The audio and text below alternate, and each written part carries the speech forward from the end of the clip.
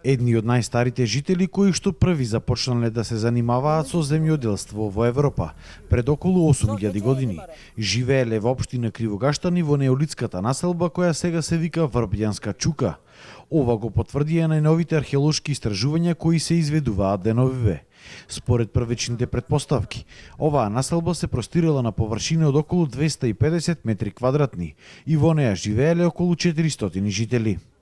Неолитот е период кога за прв пат се започнува со земјоделство во Европа и Пелагонија е еден од најредните региони каде што земјоделството започнува, затоа и ние решивме да се концентрираме на овој простор со цел да осознаеме како тој процес почнува, кога почнува и кои се луѓето што всушност го почнуваат тој процес, бидејќи претходно немало земјоделство, луѓето биле ловци собирачи и ова е голем чекор напред во историјата на човештвото со цел да се унапреди начинот на преживување и да се развијат некои нови форми на живење меѓу кои и религијата.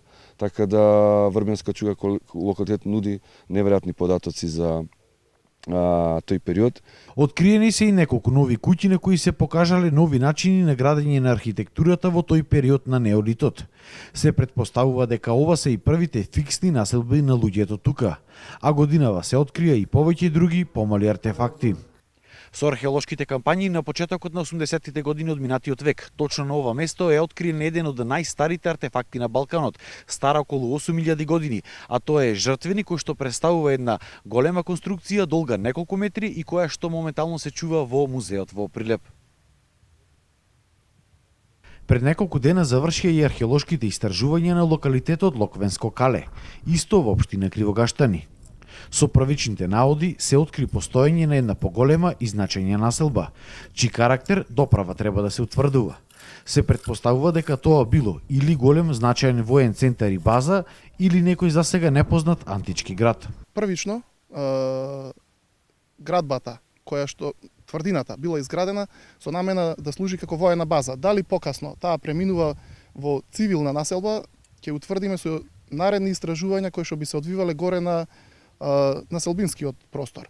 Локалитетот се состои од населбински дел и две некрополи. Ние истражувавме на една од некрополите, која што работно ја нарековме југоисточна некропола. Оваа некропола е оддалечена од самиот локалитет едно 400 метра. Со истражувањата на некрополата се утврди дека локалитетот екзистирал од 4 век пред наша ера до 3 век наша ера.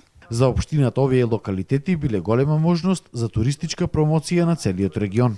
Овие два локалитети се исклучително важни не само за историјата на Република Македонија и културата кои што ќе укажуваат на живењето на одредени народи во тој период, туку од големо значење ќе биде и за развојот на самиот туризам во нашата општина, каде што преку тие антиквитети, преку тие наоди ние ќе можеме да ја презентираме нашата култура, нашата историја на ова поднемје, а истовремено да придонесеме за развој и реклама, едноставно кажано, на нашата општина во светски рамки.